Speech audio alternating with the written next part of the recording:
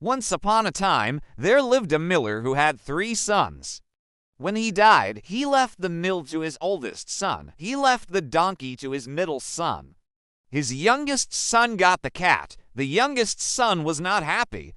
"My brothers can have a good life with what they have," he said. "With just a cat, I shall be poor and die of hunger." When the cat heard this, he jumped up and said, "Do not worry, master, I can make you rich. Give me a bag and some boots made just for me so that I can go running through the fields and forests." His master was not hopeful, but he thought it was amazing to have a talking cat. He bought him a big bag and some black boots. He named the cat Puss in Boots. Puss in Boots went running through the fields and forests. He found a place where there were lots of rabbits. He filled his bag with carrots and lettuce. The greedy rabbits scampered into the bag to eat them. He caught the rabbits and took them to the palace. Puss in Boots told the king that the rabbits were a present from his master, the Marquis of Carabas. The king said, "Thank your master for this gift."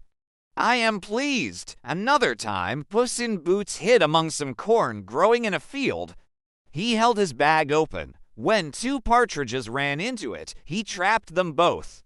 He gave the birds to the king as a present. The king was pleased and sent his thanks to the Marquis of Carabas. For 2 months, Puss took presents to the king. He met the princess, and she liked him very much. She always asked the servants to bring a bowl of cream for Puss. He lapped it up. It was the best cream he had ever tasted. One day, when Puss took a present to the castle, he learned that the king and the princess were going for a drive along the riverside. Puss in Boots ran home and told his master to go and swim in the river. While his master was swimming, Puss took away his clothes and hid them under a big rock. It was all part of his plan. Puss heard the king's carriage coming up the road. He saw the princess sitting next to the king. Puss ran up to the carriage and cried, "Help! Help! My master is swimming and someone has stolen his clothes." The king recognized Puss and stopped the carriage for him. He asked one of his servants to return to his castle and get one of his own suits for the boy to wear. When he was dressed in fine clothes, the miller's son looked like a gentleman. The king offered to drive him back to his home. Puss was happy to see his plan going well. He jumped up into the carriage and directed it to his master's home. Then he ran on ahead until he met some people who were mowing a meadow. "Please tell the king that the meadow you mow belongs to the Marquis of Carabas, or you shall be chopped into tiny bits," he said. Puss ran on ahead again and met some people who were reaping a field. "Please tell the king that the field you reap belongs to the Marquis of Carabas, or you shall be chopped into tiny bits," he said. The people did as Puss said. The king was surprised to find that the Marquis of Carabas owned so much. Now, not far away, there lived a mean old ogre. He owned all of the lands that Puss had claimed for his master. Everyone was afraid of the ogre. Puss in Boots ran to the ogre's castle and asked to see him.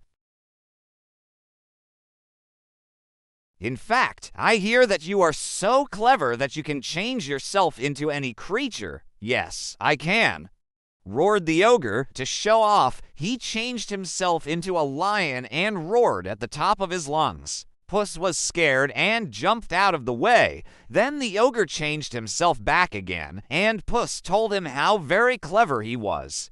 "Are you clever enough to change yourself into a tiny mouse?" asked Puss in Boots. "Of course," said the ogre. In the twitch of a whisker, he changed again. On seeing the mouse, Puss sprang on it and gobbled it up. There was a clatter outside as the carriage arrived at the castle and drove across the drawbridge. Puss in Boots ran out to meet it. "Your Majesty, welcome to the Marquis of Carabas' castle," he said. "Please come inside and join us for a feast." Puss in Boots soon set out a feast. The king was impressed by the beautiful castle. The princess was charmed by the handsome Marquis of Carabas. They invited the boy to visit their palace. In the end, the miller's youngest son and the princess fell in love and were married. Puss in Boots lived in the palace with them and was given the best cream in the land every day.